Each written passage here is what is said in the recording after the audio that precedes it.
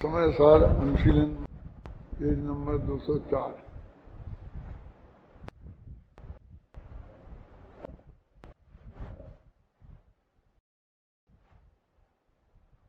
ज्ञानी के सभी भाव ज्ञानमय होते हैं और अज्ञानी के सभी भाव अज्ञानमय होते हैं। इसलिए ज्ञानी ज्ञान भावों का करता है और अज्ञानी अज्ञान भावों का करता है। ज्ञानी अज्ञानी अज्ञान भावों का स्वामी बनता है, इसलिए उसे कर्ता कहा जाता है। और ज्ञानी उनको उनके जीवन में होते हुए भी उनका कर्ता नहीं बनता है, इसलिए उन्हें अकर्ता कहा जाता है। विशेष भाषा में भी कह सकते हैं कि ज्ञानी करते हुए भी अकर्ता है, तो वो जरा न्याय सा लगता है। तो करते हुए भी अकर्ता कैसे कह रहे आप? एक तरफ करते हुए मान रहे हो और फिर अकर्ता भी कह रहे हो। एक ही काम का वही कर्ता वही अकर्ता, ये कैसे संभव है? कम से कम एक नए से तो संभव नहीं है। इसलिए भाषा उसके लिए ज्यादा उपयुक्त है कि ज्ञानी के भी क्रोधादिक भाव होते हैं। जब वो करता नहीं है तो करता है क्यों बोल रहे हैं? उसके जीवन में पाए जाते हैं जो रागादिक पाए जाते हैं, वो उन रागादिक का भी कर्ता नहीं है, और जो नहीं है उनका कर्ता होने का तो सवाल नहीं है। ये बात कल बहुत विस्तार से अपन ने चर्चा की थी कि पांडे राजमल जी ने सबसे पहले जितनी खोलकर सामने रखी उतनी शायद पहले नहीं खुली का मतलब कहा तो है ही, या सभी प्रकार का राग पुण्य पाप सब कहा तो बात तो आ ही जाती है। लेकिन देखो जो भाषा पांडे राजमल जी की भाषा अपन पढ़ रहे हैं, ये जो है 204 पेज पर दूसरा पैरा, मिथ्या दृष्टि का द्रव्य अशुद्ध रूप परिणमा है, इसलिए मिथ्या दृष्टि का परिणाम अनुभव रूप तो होता ही नहीं। इस कारण सूत्र सिद्धांत के पाठ रूप हैं, अथवा व्रत तपश्चरण रूप हैं, अथवा दान पूजा दया शील रूप हैं, अथवा भोगाविलास रूप हैं, अथवा क्रोध मान माया लोभ रूप हैं। ऐसा समस्त परिणाम अज्ञान जाति का है, क्योंकि बंध का कारण है, संबंध निद्रा का कारण नहीं। ये पैरा अत्यंत महत्वपूर्ण है। जो बात प्रकरण में चल रही है वो तो कह ही रहे हैं, लेकिन एक बात पर और ध्यान आकर्षित करता हूं मैं सभी मुमुक्षुओं का। देखा ना, मिथ्या दृष्टि का द्रव्य अशुद्ध रूप परिणमा है। जो हमारे अध्यात्मियों में ऐसी भाषा बन गई है ना कि द्रव्य तो परिणमता ही नहीं है, परिणमती तो पर्याय है। लेकिन यहाँ ये भाषा है द्रव्य परिणमा है ना? इस मुद्दे को भी बहुत अच्छी तरह समझने की जरूरत है। अभी आप द्रव्य परिणमा है ये कह दोगे तो एकदम 10-5 लोग रोज खड़े में खड़े हो जाएंगे। क्या बात करते हो? द्रव्य तो परिणमती नहीं, परिणमती तो पर्याय। अरे भाई, पर्याय तो परिणमन का नाम है। पर्याय क्या परिणमती है? पर्याय और परिणमन तो एक अर्थवाची है। तो द्रव्य पर्याय रूप परिणमा है, कह सकते? पर्याय रूप परिणम नहीं है, क्या मतलब है? द्रव्य रूप परिणमा है का क्या मतलब है ना? परिणमन और पर्याय का तो एक ही अर्थ है, लेकिन वो भेद विज्ञान कराने के लिए कि परिणमन तो पर्याय है, ऐसी भाषा का प्रयोग ज्यादा होता है और उससे धीरे धीरे द्रव्य परिणमता है, हम ये बात ही भूल गए। खासकर निमित्त उपादान की परिभाषाओं में अपनी क्लास में चलती है, निमित्त उपादान का बहुत चलता है। तो उसमें खासकर जो उपादान वाला है ना, उपादान क्षणिक उपादान नंबर 2, नंबर 1, जिसमें क्या बोलते हैं ना, पूर्व पर्याय का व्यय और उत्तर पर्याय का उत्पाद। अब उसका पूरा क्या, पूरा शब्द क्या है वास्तव में, ये तो हम संक्षिप्तीकरण की आदत है इसलिए ऐसा बोलते हैं कि पूर्व पर्याय से युक्त द्रव्य का व्यय और उत्तर पर्याय से युक्त द्रव्य का उत्पाद, ऐसा लिखा पढ़ना। और ये सब शास्त्रों में है। लेकिन जब हम तुम्हारी उम्र के थे, यदि उस वक्त ये बात कह देते, हम 1 मिनट में गैर मुमुक्षु घोषित हो जाते। द्रव्य का व्यय, द्रव्य का तो व्यय होता ही नहीं है। द्रव्य का उत्पाद, द्रव्य का तो उत्पाद होता ही नहीं है। ये रट लिया था ना बहुत उस वक्त के मुमुक्षुओं ने, और गहराई से स्वाध्याय तो किया नहीं था। लेकिन ये सब शास्त्र के शब्द हैं, मैंने निकाल के बताए उस वक्त कि देखो शास्त्री में फलानी जगह ऐसा है। पर्याय का व्यय क्या, पर्याय तो व्यय का नाम है, पर्याय तो उत्पाद का नाम है। तो परिणामा तो द्रव्य ही है, क्योंकि द्रव्य में एक परिणाम शक्ति है। अब द्रव्य परिणमता ही नहीं है, द्रव्य परिणमता ही नहीं है। अब ये शक्तियों का वर्णन कर रहे हैं कि परिणाम शक्ति ये द्रव्य की है कि पर्याय की? यही तो कह रहे हैं कि हर एक द्रव्य के को अपना परिणमन करने के लिए किसी अन्य द्रव्य के सहयोग की अपेक्षा नहीं है। ये कह रहे हैं द्रव्य के परिणमन की बात है ना, क्योंकि उसमें परिणाम नाम की शक्ति है, और वो परिणाम नाम की शक्ति निर्विघ्न है, निरंतराय है ना, इसलिए वो परिणमता है। ये सब भाषा आप इतने दिनों से सुनने और पढ़ रहे, विकल्प नहीं आता है। इसे ऐसा पढ़ते जाते हैं और उधर वैसा पढ़ते हैं, और वो दिमाग में जमा है कि द्रव्य तो परिणमता ही नहीं है और पर्याय परिणमती है। फिर ये कहते हैं द्रव्य और पर्याय को भिन्न बताने के लिए हम द्रव्य को अपरिणामी कहते हैं। लेकिन उस जिनवाणी में एक अपेक्षा से द्रव्य को परिणामी भी कहा है, कथनचित और कथनचित परिणामी और कथनचित अपरिणामी। तो ये बात करते हैं तो वो परिणामी कहते ही वो लोगों को बहुत घबराहट होती है। कैसा परिणाम में पर्याय है, पर्याय में पर्याय आ जाती है, तो पर्याय है दबाती है ना, जबरदस्ती घुस जाती है क्या? तो हमको तो पर्याय से रहे द्रव्य देखना है, तो देखो ना, तुम कौन मना करता है क्या? लेकिन वो पर्याय से रहे द्रव्य देखने के लिए पर्याय को द्रव्य से जुदा करने की जरूरत नहीं है, जुदा जानने की जरूरत है, उसमें कुछ नहीं करने की जरूरत है। जब आप अपने लड़के के लिए लड़की देखने जाते हैं तो लड़की को उसके घर वाले सजा के संभाल के एकदम अप टू डेट टेंट करके कपड़े लत्ते पहना के बढ़िया से बढ़िया भेजते क्या नहीं भेजते हैं? तो हमें तो लड़की देखना है, हमें तो लड़की देखना है, तो देखो ना लड़की, लड़की दिखा रहे हैं ना आपको। हमें कपड़े नहीं देखना, हमें गहने नहीं देखना। तो हम कब कहते हैं कि तुम कपड़े देखो, कब गहने देखो? हम तो कह रहे हैं ना कि तुम लड़की देखो क्या? तो आपने बढ़िया बढ़िया कपड़े क्यों पहना, एक क्यों किया, एक अरे अब तुम इस बहस में मत पड़ो, चाहे बढ़िया पहने हो चाहे खराब पहने हो। क्यों? तुम तो लड़की देखो ना, कि देखें क्या, कपड़े तो पहने। देखो भैया, लड़की को कपड़े पहने ही देखना पड़ेगा। सभ्य लड़की तो एक समय भी कपड़ों से रहित नहीं होगी, वो तो कपड़ों से रहित ही रहेगी। ख्याल में आई ना? है?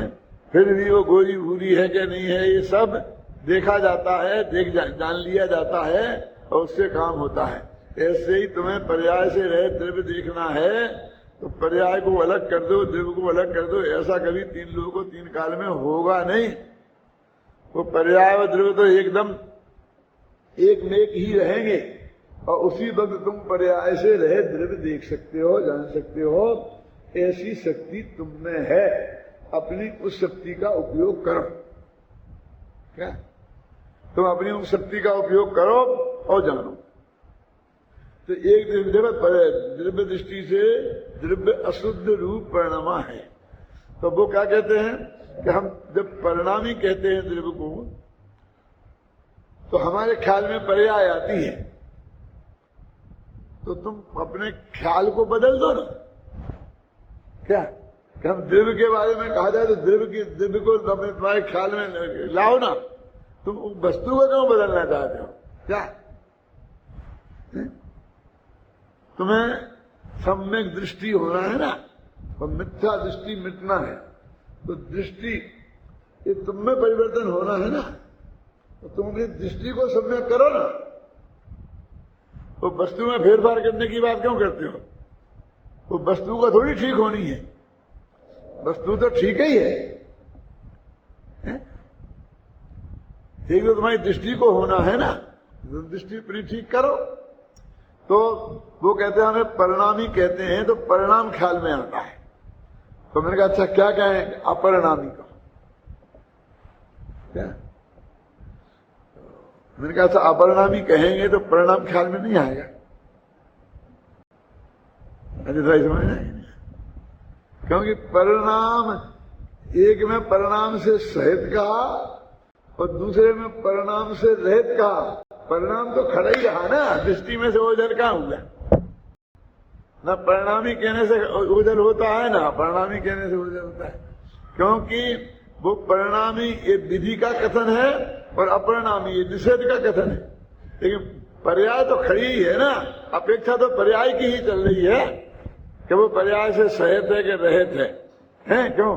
अपेक्षा तो वही चल रही है ना। इसलिए कोई अपरिणामी कह देने से बहुत बड़ा वो हो जाएगा खेल, ऐसा कुछ नहीं है। ये सबसे पहले मैंने सोनगढ़ का पंच कल्याण था और सन 74 में महावीर मंदिर का, तो उस वक्त शाम के व्याख्यान में मैंने बताई थी। बहुत लोग आए, लालू भाई भी थे कि साहब हम बहुत ध्यान लगा के सुन रहे थे कि आप कहाँ तक जाते हैं, लेकिन आप यहाँ तक पहुंच गए, हमको अंदाजा नहीं था कि आप भी यहाँ तक पहुंच गए। क्या बात है? इसमें क्या है? तो सीधी सीधी सरल सी बात है। इसमें कौन सी गजब की बात हो गई कि परिणाम के बिना का, परिणाम के बिना का, परिणाम के बिना का। चाहे देखो आप पधारो चाहे नहीं पधारो, हमारे यहाँ फला आदमी तो आएंगे आएंगे आएंगे। क्या तो ये साहब उनकी अपेक्षा हो गई कि साहब आपको जरूर पधारना है, हमारे यहाँ वो नहीं आएंगे। आप चिंता मत करो, हम उनको नहीं बुला रहे हैं। तो तेरे को तो दृष्टि में से हटका रहे वो है, फिर भी कहेगा हमने नहीं बुलाया ना, देखो तो आप कहीं है तो नहीं ना। और तू क्या कर सकता था? आना नहीं जाना तो उनके हाथ में है। तू बुलाता तब भी वो सामने वाला आ जाता है, अकेला तू ही कसाई थोड़ी है, तेरे से कम कसाई वाली थोड़ी है। क्या कि तुम्हें ऐसी उपेक्षा बताएगा तो वे दौड़े दौड़े चले आएंगे, ऐसा नहीं है। तो इसमें लगा ना मिथ्या दृष्टि का द्रव्य अशुद्ध रूप परिणमा है। एक बात है ध्यान देने की। अब ये राजमल जी को तो बहुत परम अध्यात्मी माना जाता है, इसलिए उनने ये कह दिया तो वो सब वो वाले मान जाएंगे। कौन? जो उस पक्ष वाले हैं ना जिनकी मैं बात कर रहा था, वो कहें तो ए लेन दिखा देना उन्हें। ए लेन दिखाते ही बिल्कुल जैसे सांप का मंत्र बोलो ना तो सांप का जहर उतरने लगता है, ऐसा उनका जहर एक सेकंड में उतर जाएगा। क्योंकि राजमल जी के प्रति उनकी बहुत आस्था है। क्योंकि गुरुदेव ने ऋषि प्रवचन किए तो उनकी बहुत महिमा के गीत गाए थे और वो उनने सुने हैं। इसलिए मिथ्या दृष्टि का परिणाम अनुभव रूप तो होता ही नहीं।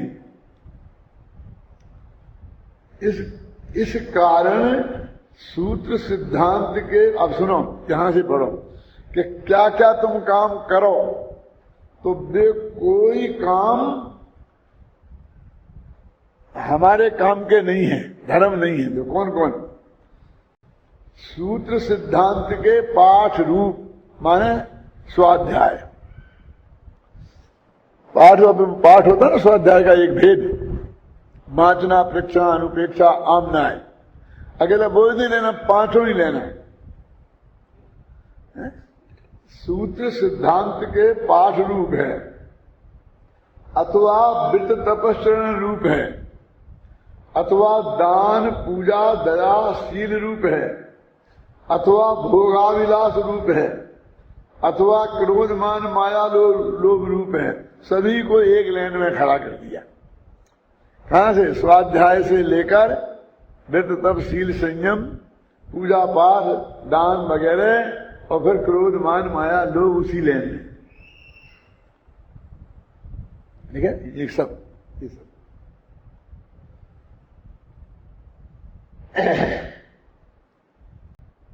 मेरे कहने का मतलब, जब पंडित लोग ऐसी बात करते हैं ना, तो दया दान पूजा वाले व्यवहार को तो समझते हैं कि मेरे को कह दिया, लेकिन तेरे स्वाध्याय रूप भी तो कह दिया ना, व्यवहार स्वाध्याय, ये पढ़ना पढ़ाना, इसको भी तो वही कहा है ना।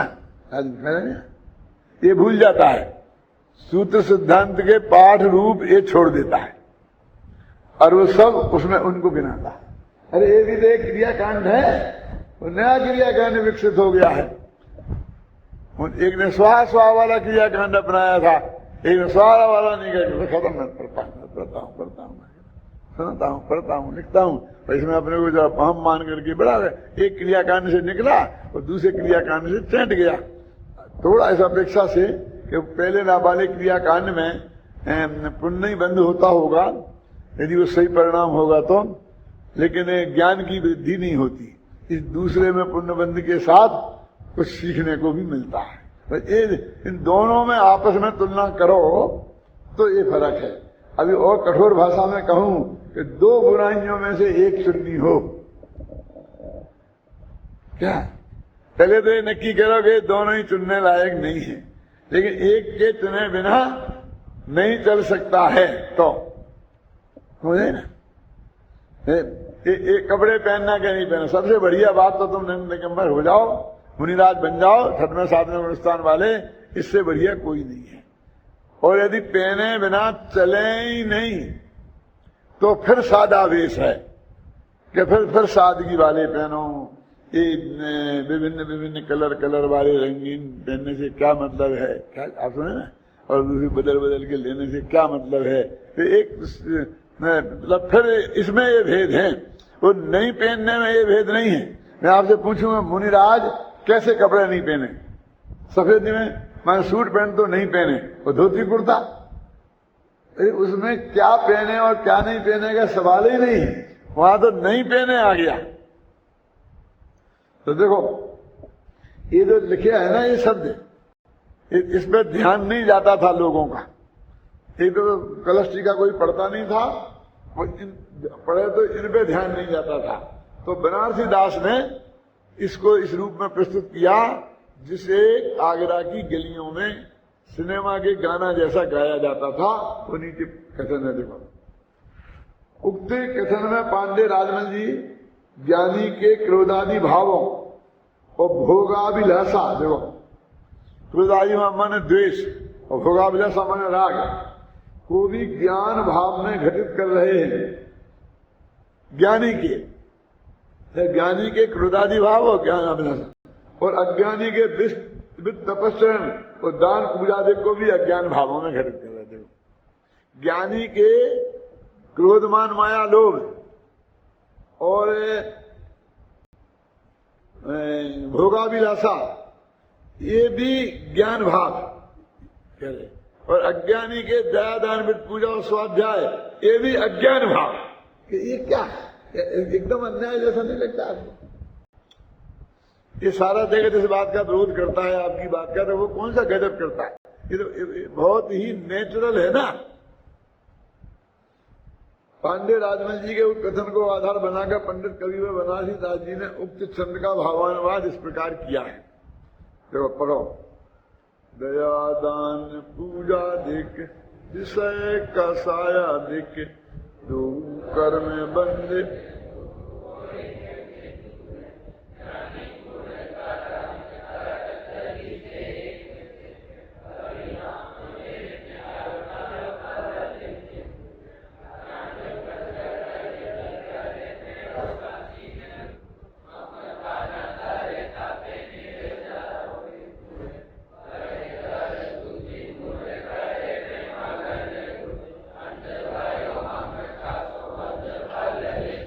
तो जो प्रश्न किया था ज्ञानवंत के भोग निजरा हेतु है, और उसका उत्तर है, उसके उत्तर में कलश है। जो कलश टीका में गद्य में दिया गया है उसको इन्होंने पद्य में बांध करके रखा है न? इतना खोल के कि दोनों को एक ऐसा हे कहो, एक सा हे क्यों कहते हो? ये बहुत समाज होता है, इतना हे कहो हम मानते हैं, लेकिन एक सा कहते हो तो हमको बर्दाश्त नहीं होता है। जब अपन ने कुंद कुंद शतक लिखा था ना, कुंद कुंदाचार्य की 2011वां वर्ष मनाया था ना, तो उस बाद अपन ने कुंद कुंद के 5 ग्रंथों में से 101 गाथाएं इकट्ठी करके और उनका कुंद कुंद शतक नाम की किताब बनाई और उनका पद्यानुवाद और सब वगैरह लिखा। फिर जैसे अन्ना जी चलाते हैं ना अपना कंठपाठ, तो उस साल वो कुंद कुंद शतक का कंठपाठ देश में बहुत तेजी से चला। और जैसा मैं महावीर का निर्माण वर्ष था, उसमें सारे देश में घूमा था, एकदम जोरदार दौरा लगाया था। ऐसे कुंद कुंद के 200 वर्ष में भी घूमा था, गांव गांव गया था।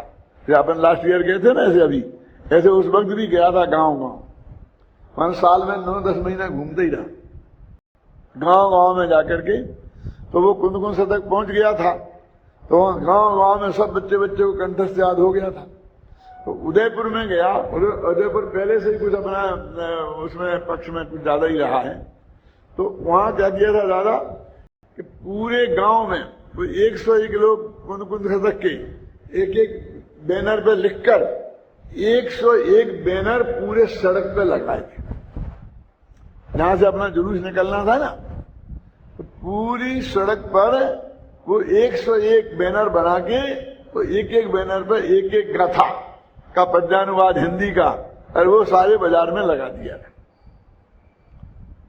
मुझे तो तब वो जुलूस में निकले तभी मुझे दिखने में आए, और सब बच्चों को कंठस्थ था। और उसका जो बन गया था अपने यहाँ पर कैसेट, तो कैसेट बिल्कुल दिन भर चलता था। तो उस वक्त अन्ना जी भी अपने यहाँ से ज्यादा नहीं, उस सीमा तक नहीं जुड़े तो थे ही, लेकिन वो भी वहां गए हुए थे। और वहां पर सुत सागर महाराज, आप सुन राजन जी, सुत सागर महाराज जो बोल रहे थे ना, वो भी वहां मौजूद थे।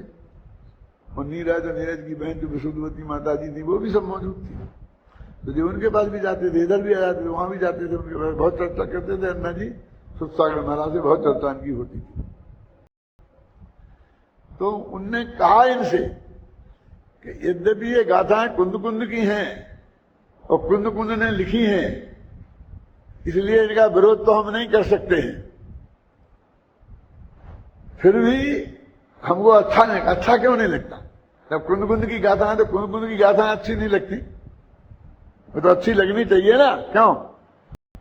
तो उनने कहा कि कोई कुंद कुंद जैसे मुनिराज कहें तो हम सब सुनने को तैयार हैं, लेकिन ये 16, 15, 14 वर्ष के छोकरे और एक गली में गाते फिरे, क्या जो नारियों को क्या है, वो नारियों को छेड़ते,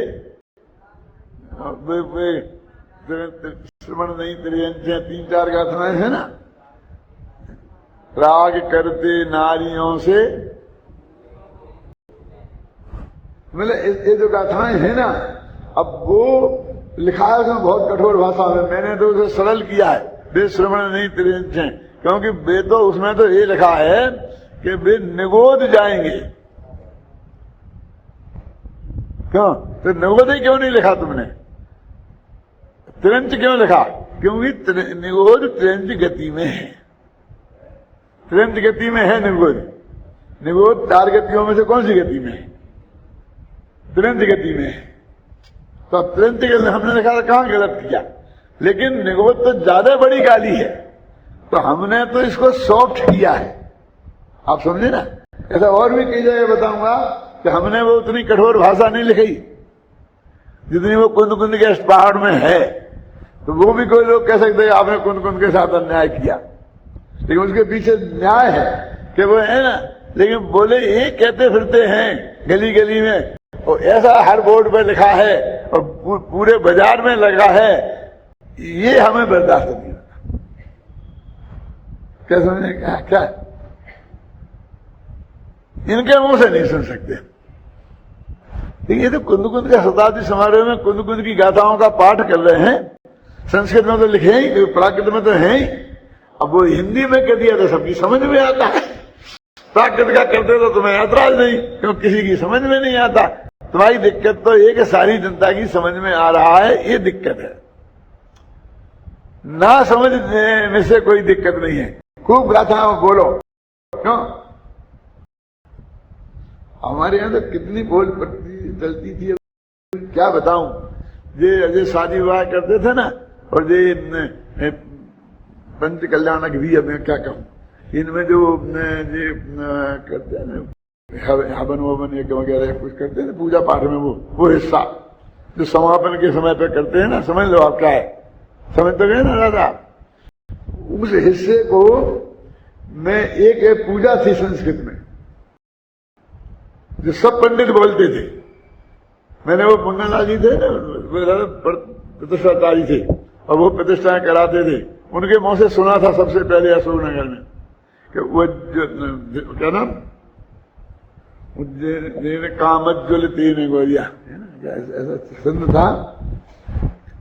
तो उज्जैन कामज्वल तेन गोरिया मल मुच्छ पेत्वाम, उसमें गणेश जी को नमस्कार है ना, लंबोदरो दंत मुखो गणेशा, ये सब छंद बोलते थे। लंबा है पेट जिनका है, और दांत है वो है ना, दांत दंत माने हाथी जैसा है मुंह जिसका, लंबोदरो दंत मुखो गणेशा, ये छंद बोलते थे। शादी कराने में, तुम्हारी शादी में भी बोले होंगे पंडितों ने। और इन सब में वो पंच परमेष्ठी की पूजन थी। वो आजकल नई नई अपन ने बना ली है ना, उनके हिसाब से वो हर क्रियाकांड में पंच परमेष्ठी की पूजन चलती थी। तो उसमें क्या लगा था, गणेश की उत्पत्ति कैसे हुई संस्कृत में, कोई समझता नहीं था। दुर्भाग्य से हमने संस्कृत पढ़ ली थी और थोड़ा सा अधिकार अच्छा था, तो हम बोले ये क्या बोल रहे, क्या लिखा, कामज्वलतेन रौद्रेण कामज्वलतेन गौरिया। रौद्र माने रुद्र, तो अपना महादेव को रुद्र मानते ना, 11 रुद्रों में है कि रुद्रेण कामज्वलतेन, काम की आग में जलते हुए रुद्र ने माने महादेव ने, गौरिया माने पार्वती के, मैं जो मल का छेद किया, क्या है, रुद्रेण कामज्वलतेन गौरिया है, और मल मुच्छते ने जो मल का उच्छेद किया, और उससे गणेश का जन्म हुआ। क्या ऐसे दांत वाले, मुख वाले और लंबे पेट वाले गणेश जी को मैं नमस्कार करता हूं। अब ये छंद बोला जाता था, रुद्रेण कामज्वलतेन गौरिया। आप समझे ना, ये क्या कह रहे हैं, समझ में नहीं आया, मेरे को बहुत अटपटा लगा। तो मैंने उनसे अकेले में जाके पूछा। अब वो मेरे दादाजी की उम्र के थे, क्या पंडित जी हो, मैं तो था करीब 20-21 वर्ष का, और वो थे 70-75 वर्ष के। तो मेरे पंडित जी ये क्या है, गणेश जी का अपने यहाँ क्या है, गण तुम समझते नहीं हो, गणधर, गणपति माने गणधर, अपने गणधर होते हैं ना तीर्थंकरों में, तुम्हें तीर्थंकरों को ही क्यों नहीं नमस्कार करते हो, गणधरों को क्यों कर रहे हो। कहीं ना कहीं से बैठा ना, गणपति माने गौतम स्वामी की बात है, ये तो गणधर देव की बात है? तो मैं कहा ये सारे विशेषण हैं ये गौतम स्वामी के हैं, लंबोदरो दंतमुखो, समझ गया ना। असलियत में पुराने जमाने में अपने जैनियों की शादियां भी सब ब्राह्मण पंडित ही कराते थे। जैनियों में कोई ऐसा होता है, हमारे जमाने तक की बात है, हमारी किसी ब्राह्मण ने नहीं कराई है, तुम्हारे गुरुजी ने कराई थी, लेकिन उस वक्त हम भी ये सब समझते थे। तो हमने कहते नहीं पंडित जी धरा हूं, मैं बोलता हूं, मैं खुद बोला ना, समझ गया ना क्या। तो उस वक्त जो तुम परिषद की कह रहे थे ना, तो उस वक्त जैनवाद विधि बनाई गई अपनी। तो पहले तो उन ब्राह्मणों ने ये कहा कि हम ही बना देते हैं, तुम क्यों अपनी अलग बनाते हो, और हम ही करा देंगे। तो उन्होंने उसी स्टाइल पर अपनी जैन पूजनों की विधि भी बना दी। याद है ना, अपवित्र अपवित्र हुआ, घबराना नहीं, पूरी बात सुनना शांति से। ये उनके यहाँ ऐसा ही का ऐसा है पूरा, अपवित्र अपवित्रो वा सुस्तो दुस्तो विवाह ध्यायित पंच नमस्कार अपने पंचपरमेश जी के लिए है, लेकिन उनके यहाँ हमारे उनके भगवान के लिए होगा है। उन्हें पुंडरीकाक्षम समझ गए ना, उनके यहाँ पूरे छंद ऐसे ही के ऐसे हैं। वजह अपना था मंगलम भगवान वीरो, ऐसे उनके यहाँ भी बिल्कुल है। मंगलम भगवान विष्णु मंगलम गरुड़ध्वजा मंगलम पुंडरीकाक्षो मंगलाय हरो हरि। तो उन ब्राह्मण पंडितों ने ही हम जैनियों के बनाने के लिए थोड़ा थोड़ा बदल के, उन्हीं में ज्यादा उन्होंने चेंज नहीं किया, अलग से नहीं बनाया। वे विद्वान थे, संस्कृत के अच्छे बना सकते थे, क्यों, और उन्हें बदल के कह दिया अब तुम्हारा हो गया ना, वो महावीर आ गया, अर्घम फलाना आ गया, जे आ गया, गौतम गणधर आ गए, जे आ गए, तो हम बस खुश, हम बहुत दिनों तक वो चलता रहा। फिर क्या करेंगे, अब तो पंडित ही जैन तैयार हो, हम ही कराएंगे, उन्हें नहीं कराएंगे, वो सब बातें शुरू हुई। तो एक मैं बीच में बात और सुना दूं, इतिहास की बात है, तुम परिषद वाले बैठे हो तो सुन लो कि अशोकनगर में जो है ना, तो चंद्र जी के पास अशोकनगर गुना मध्य प्रदेश में पहले पछार कहलाता था। जब वो पछार था तब की बात है कि वहां पर वो ब्राह्मणों से बंद करवा के जैनियों ने अपनी शादियां करना शुरू कर दी।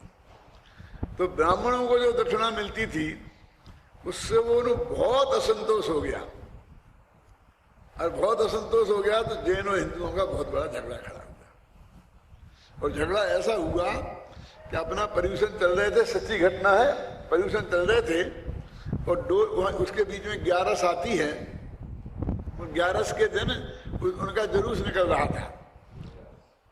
और जुलूस निकलते निकलते वो हमारे जैन मंदिर के सामने आया, वो गंज के मंदिर के सामने, जो जानते हैं वो लोकेशन, क्यों पंडित जी ख्याल में गए। तो वहां आया, तो वहां किसी आदमी ने वो बिल्कुल जयपुर जैसी घटना घटी के कह दिया कि उनकी वो मूर्ति खंडित हो गई क्या, और वो इसलिए बस वहीं पर वहीं रख दिया कि किसी जैनी ने ये मूर्ति खंडित कर दी। वो ऐसा कह के मंदिर के सामने उस जुलूस को रोक दिया और वहीं बैठ के उसका पाठ करने लग गए, और वो 24 घंटा अखंड पाठ शुरू हो गया। तो वहां पर वो जैनियों की मारपीट शुरू हो गई। अब जैनी मंदिर में बंद थे, वो मंदिर में ही बंद रह गए, और जो घर थे वो मंदिर नहीं आ सकते थे, मंदिर वाले घर नहीं आ सकते थे। वो बहुत बड़ा जैन का झगड़ा हो गया, खूब पिटाई हुई जैनियों की।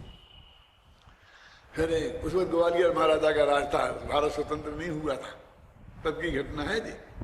तो फिर सरसेठ हुकुमचंद जी थे ना, और उनके संबंध सब राजाओं से अच्छे थे, होलकर से भी थे और सिंधिया से भी थे। फिर उनको लिए तार फोन वगैरह हुए, और वहाँ पर जाकर के उनसे कहा, फिर उन्होंने जाकर के वहाँ से जीवाजी राव से, माधवराव थे तब, फिर माधवराव इनके दादाजी माधवराव, उनसे कहा। फिर उन्होंने वहाँ से कह करके ये सब व्यवस्था कराई, शांति रखी, कर्फ्यू लगा रहा 5-7 दिन। फिर वो अंग्रेज कलेक्टर, कोई अंग्रेज कलेक्टर तो अंग्रेज से नीचे नहीं होता था, कोई हिंदी कोई कलेक्टर नहीं बन सकता था। तो एक अंग्रेज कलेक्टर वहाँ आया, उसकी ड्यूटी लगाई और उसने कहा कि सब तुम समझौता करो। तो समझौता कराने के लिए उन्होंने जैनियों के 5-4 नेताओं को बुलाया और 4-5 हिंदुओं के नेताओं को बुलाया और बैठ करके वहां पर इन पर चर्चा हुई कि तुम अपना पक्ष रखो, तुम अपना पक्ष रखो। वो तो अंग्रेज तक कुछ समझता नहीं था हिंदी में, दुभाषिया रखे होंगे। तो उन लोगों ने सब अपने पक्ष रखा कि हमारे घायल हो गए। लक्ष्मण जी की निकल रही थी राम लक्ष्मण की सवारी, तो लक्ष्मण जी घायल हो गए। लक्ष्मण जी घायल हो गए तो इसलिए वही रुक गई सब, ऐसा ऐसा है। और हमारा तो ये जब तक नहीं हट सकता, कब तक नहीं हट सकता कि जब तक ये हमारे बनारस से पंडित आएंगे बड़े बड़े और वो जब करवाएंगे इसकी दूसरी मूर्ति की प्रतिष्ठा और इसका सारा वो करेंगे, तब वो उठ के यहाँ से जा पाएगा। और वो हम सोचेंगे कब बुलाना, समझ नहीं ना। मैंने 6 महीना तक, साल भर तक हम यहीं पे जमा के रहेंगे और हम नहीं करेंगे। तो वो कलेक्टर ने कहा, जिनसे पूछा तुम्हें देनी हो, तुम्हें क्या कहना है? तुम बैरिस्टर साहब थे, बैरिस्टर 3री क्लास पास थे, लेकिन ऐसे कानूनी मुद्दों पे उनका दिमाग बहुत चलता था। ये अमूलक बंधु के पिताजी, मैंने देखा उनके बैरिस्टर साहब को, उनके साथ मैंने काम भी किया है। तो वो समाज के अध्यक्ष थे, तो वो गए बैरिस्टर साहब, सिनगे ठनगे से मोटे मोटे थे और गोल मटोल। तो उन्होंने कहा तुम्हें क्या कहना है? तो उन्होंने कहा हुजूर एक बात है कि बिल्कुल साहब घायल हो गई है लक्ष्मण जी की मूर्ति, तो हमें भी बहुत दुख है। और उसके उनके इलाज के लिए जो भी होता हो वो सब कराया जाए। जो हिंदी विद्वान बताएं, हिंदू लोग जो बताएं, वो क्रियाकांड पूरा कराया जाए और उसमें हम सब बराबरी के हिस्सेदार हैं। उसका खर्चा पानी जो होगा वो हम सब समाज करेंगे, हम भी, मान हिंदू लोग भी करें और हमारी हैसियत से हम भी उसमें करेंगे। तो उनके इतना अच्छा बड़ा प्रस्ताव, फिर क्या? तो उन्होंने कहा ठीक है, तो हटा दो, वो अब ये कराने तैयार हैं। तो वो नहीं साहब हट नहीं सकते वहां से, वो तो उनका षड्यंत्र था। तो इनने कहा क्यों नहीं हट सकते? तो उन्होंने कहा, उनके पंडित ने बातें करी, फिर इनसे कहा, तो ये बोले बिना पंडित के ही बैरिस्टर साहब बोले कि लक्ष्मण जी को जब वहां शक्ति लग गई थी लंका में युद्ध के समय पे, तो मैं एक बात पूछना चाहता हूं इन पंडितों से कि उनको लक्ष्मण जी को बेहोश हो गए थे तो वहीं छोड़ दिया था युद्ध के मैदान में, कि उनको वहां से उठाकर अपने कैंप में लाए थे और उनका इलाज की व्यवस्था वहां की थी? क्या किया था इनसे पूछो, क्या? बहुत मार्मिक बात है, सुन रहे क्या? तो उस वक्त क्या हुआ था कि जब लक्ष्मण जी को शक्ति लगी थी और जब वे घायल हो गए थे और बेहोश हो गए थे, तो उनके इलाज के लिए हनुमान जी को दौड़ाया था, वो बूटी लाए थे, पर्वत उठा लाए थे।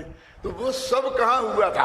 वो वहीं हुआ था कि उनके कैंप में, राम के कैंप में ले आए थे, क्यों? और वहां उनकी सब तरीके से संभाल करी थी। सब वहां कैसे हो सकता है? युद्ध के मैदान में तो वहां लाए होंगे, वहां रखा होगा, इलाज किया होगा। तो यही हमारा निवेदन है कि लक्ष्मण जी को फिर शक्ति लग गई है, तो इनको यहाँ से उठा करके कैंप में ले जाया जाए और फिर जो इलाज कराना है बनारस से, जो बूटी बुलानी है, उसमें हम तैयार हैं। तो ये बात जब उस अंग्रेज कलेक्टर ने सुनी, बात तो सच्ची है, ठीक है उठा। उसने ऐसा ऑर्डर दिया तो सब जैनी के लोग जाकर के बड़ी विनय के साथ और वो पालकी को लेके कंधा लगा करके ले जाके उनके मंदिर में रख दी। और अब जैसे बनाएंगे तब करेंगे, तब हम सब तरह का सहयोग करेंगे। मैं ये बताऊंगा उस काय का परिणाम था ये बात आई क्यों? कि इन जैनियों ने ब्राह्मण पंडितों से अपनी शादी विवाह बंद कर दिए थे और अपने पंडितों ने करने लग गए थे। आपकी समझ में आई ना? इसलिए उनका जो असंतोष था उनने ये सब किया था। फिर समाज की मीटिंग हुई तो बैरिस्टर साहब सब समझते थे, तो उनने सब पंडितों को बुलाया, ब्राह्मणों को, तो उनने कहा पंडित जी आप हमारे यहाँ शादी विवाह कराते थे तो अब आप ही कराएंगे और हमारा पंडित आपके साथ विराजेगा। तो आप विराजना और वो जो कुछ करा उसे कराने देना, बस आप शांति से विराजे रहना आपके संरक्षण में। और आपकी जो गुरु दक्षिणा होती थी वो आज से सवाई और वो आपको हमेशा मिलती रहेगी, आप सबको। ख्याल में आई ना? और वो परंपरा चालू कर दी, वो शांति हो गई, सब काम न बन गया। माने ये उस वक्त की वो आप समझिए वो कैसे आया अपने यहाँ, रुद्रेण काम ज्वलतेन। अब ये हम सब बातें जानते हैं, वो अपवित्र वो कौन सा पुराना है हमारा, हाँ हमारी नकल उनने की कि उनने हमारी नकल करी। अब इन बातों में कोई दम नहीं है, नकली झगड़ा लड़ने से कोई फायदा नहीं है। आप समझ रहे हैं ना आपकी मैं क्या? ये तो हमें ये 100-125 वर्ष मैंने बोला ना, हम बच्चे थे तब तक ये सब चलता था, आंखों देखा काम है?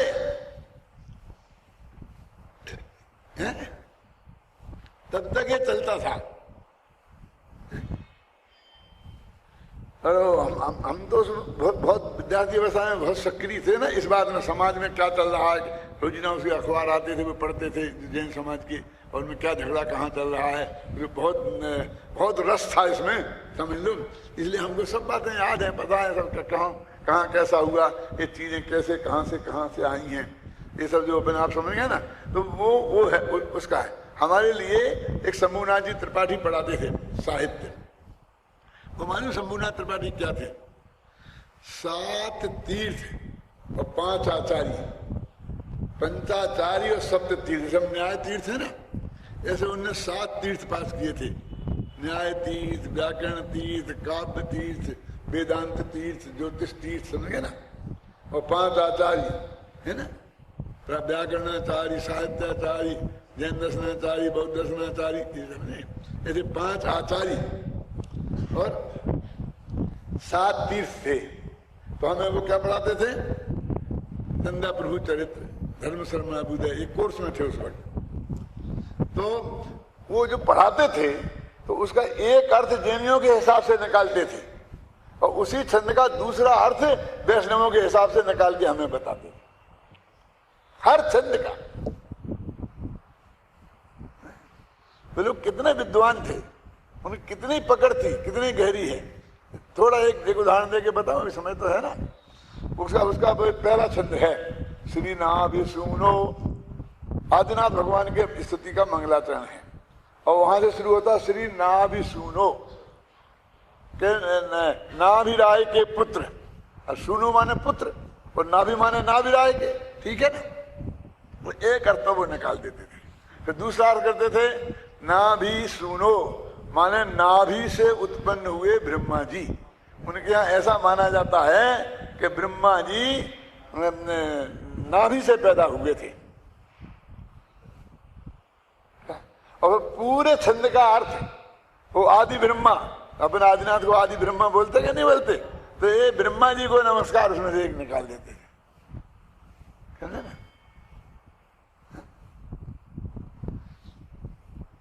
वो ऐसा हरेक में निकालते थे। फिर धीरे धीरे पंडित मक्खीलाल जी को ये पता चला तो धीरे धीरे उन्होंने उनकी छुट्टी कर दी, फिर आप पधारो। फिर अपने राजेलाल जी व्याकरणाचार्य थे ना, फिर वो आए, फिर वो अपने पढ़ाने लगे, जैन व्याकरणाचार्य थे। तो भाई उस वक्त ये जो परिवर्तन जो हुआ ना, ये क्रांति काल, वो हमने सब देखा है, हम उससे बहुत भली भांति परिचित हैं। तब हम आपसे बात कहते हैं, कुछ जो बातें आपके लिए जीवन के लिए बहुत उपयोगी हैं और थोड़ा अंदाजा आपको लगे, ये किसी समय साल में, घूमर साल में नहीं मिलेंगी, ख्याल नहीं ना जी आपको। 8 वर्ष की उम्र से जब हमने पढ़ना भी सीखा था, तब से इस जैन समाज की परिणति की नस नस हम जानते हैं, और जैन शास्त्रों के उसमें बहुत गहराई से, मेरा मतलब समझेंगे ना, देखा जाना है सब। तो ये पढ़ गए ना। देखो, दान पूजादिक विषय कसायादिक, दो कर्म बंध रूप, दो को एक खेतु है। ये दया दान पूजा, तो एक तरफ से ये ले लिए 3। अब वो देखो, वो छूट गया यहाँ पर, कौन? शुद्ध सिद्धांत के पाठ रूप दयादान पूजा रह गया, शील जो है ना, दयादान पूजादिक, और फिर दूसरे विषय कसायादिक, 5 इंद्रियों के विषय और क्रोधादि कसाय। 2 कर्म बंध, ये 2 कर्म बंध के कारण हैं। एक अशुभ कर्म बंध के कारण है, एक पुण्य के बाद बंध का कारण है पाप। तो कहते कि पुण्य पाप का भेद क्यों करें? कर्म बंध का कारण तो है ना। अब कौन सा कर्म बंधेगा ये डिटेल की बाद में निपट लेंगे। दो कर्म बंध, यद्यपि दोनों कर्म बंद है पे फिर भी दोनों को एक खेतु है, दोनों एक ही खेत में पैदा होते हैं। वो अनाज जो तुम्हारे खाने के काम आता है वो, और वो घास जो पशु लोग खाते हैं, और वो जो कूड़ा करकट जो कीड़े मकोड़े खाते हैं, वो सब एक खेत में ही पैदा होते हैं। क्या? दयादान पूजादिक विषय कसायादिक दो कर्म बंधे पे दोहू को एक खेतु है, दोनों का एक क्षेत्र है। आत्मा के असंख्य प्रदेशों में दोनों एक साथ रहते हैं। वो क्या कह रहे? वो पूजा पाठ भी वहीं पैदा होता है और गुस्सा भी वहीं आता है, वही हृदय है ना। भगवान की भक्ति भी वहीं आती है और गाली देने का भाव भी यहीं से खड़ा होता है। ये दोनों एक ही खेत के पैदावार हैं। दोनों को एक खेतु है। ज्ञानी मूढ़ कर्म करत दिशे, ज्ञानी और मूढ़ माने मूर्ख, अज्ञानी, दोनों कर्म करते हुए दिखाई देते हैं बिल्कुल एक साथ। वे एक से दो करत दिशे एक से, और पे माने परंतु किंतु, परिणाम भेद न्यारो न्यारो फल देतु है। अब परिणामों के में फर्क से दोनों अलग अलग फल देता है। अब ये परिणाम भेद बहुत खतरनाक है। यहाँ क्या गलती होती है देखो, खतरनाक माने जैसे रोड पे लिखा रहता है खतरनाक मोड़, कि यहाँ तुम ड्राइवर को सावधान होने की ज्यादा जरूरत है। क्या परिणाम क्या न्यारो न्यारो कहाँ क्या काय पे कह रहा था मैं?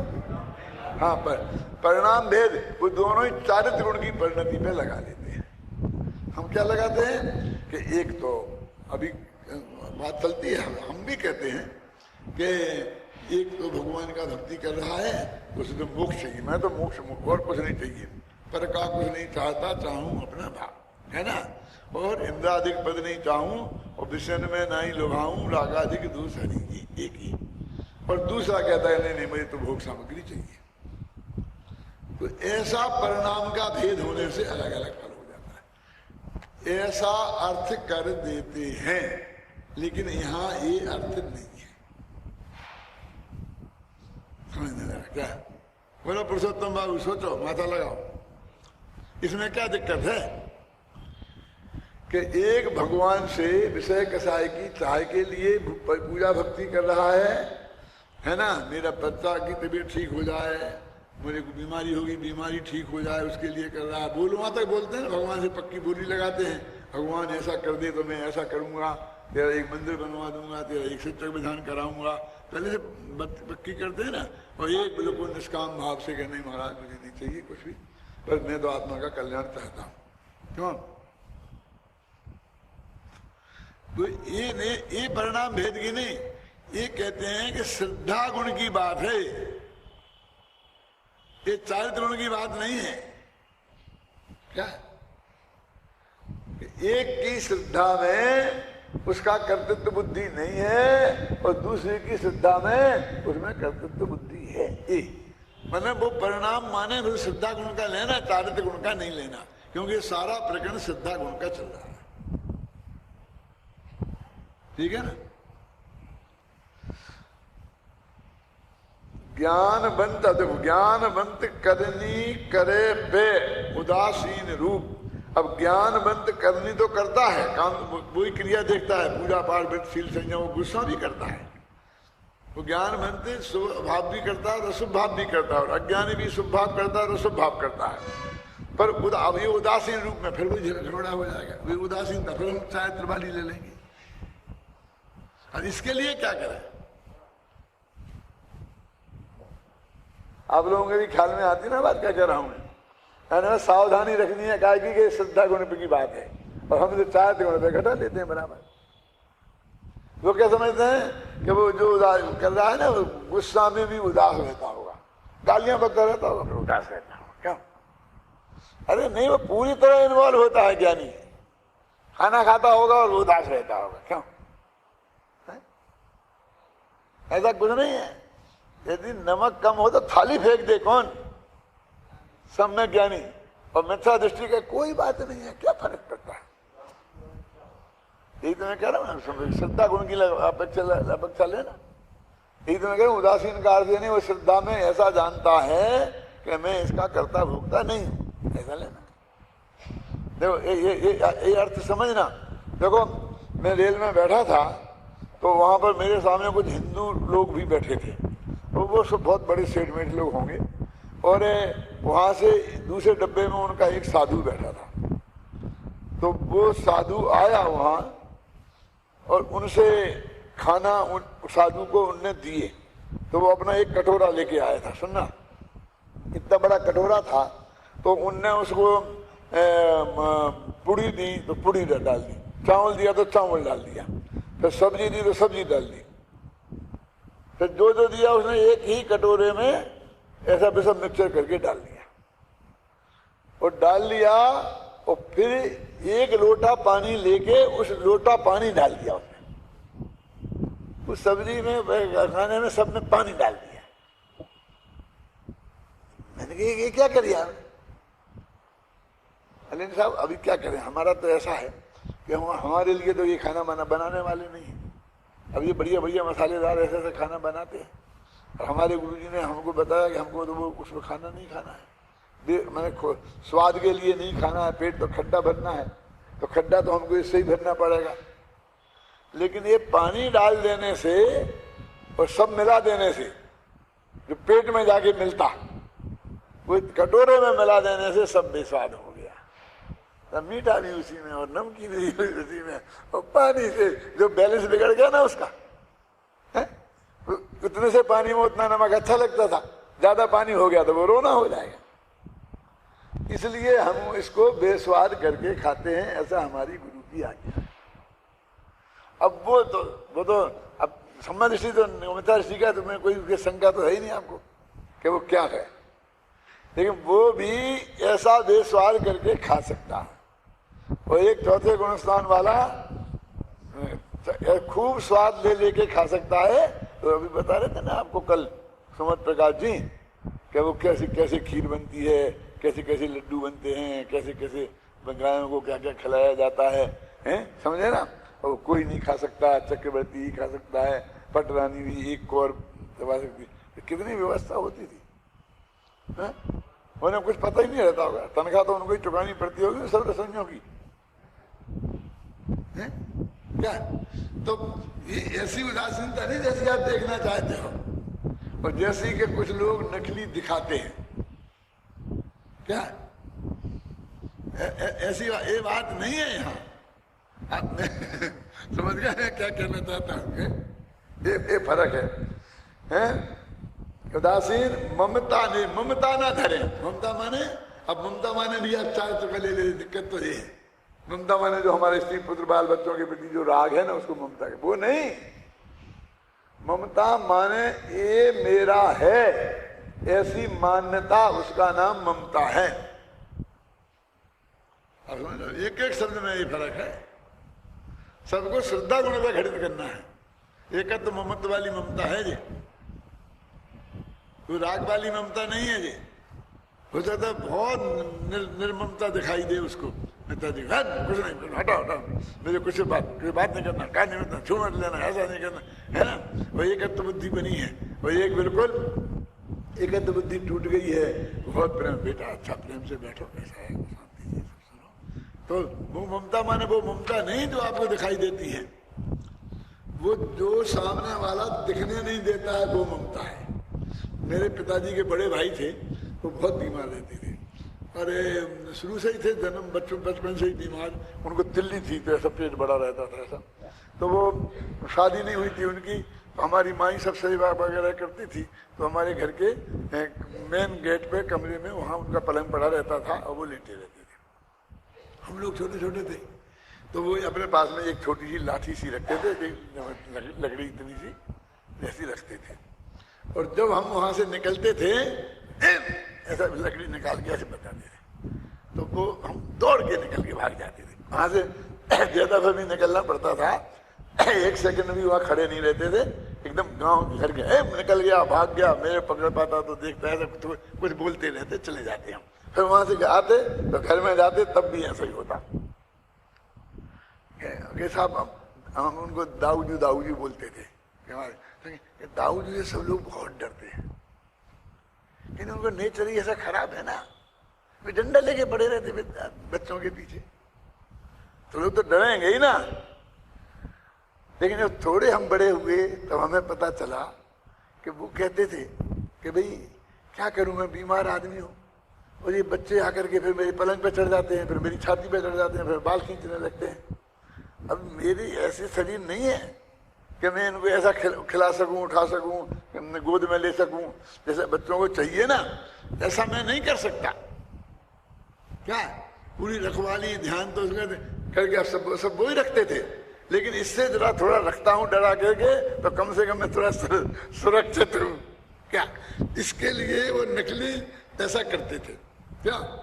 लेकिन जब उनका प्रेम तो जब मालूम पड़ता था कि कभी हमारी माँ किसी बात पे नाराज हो के हमको एक आध चांटा मार दे और हम रोने लग जाएं, तो माँ को उनकी कितनी सुननी पड़ती थी, वो कितना नाराज होते थे, ख्याल में आया ना।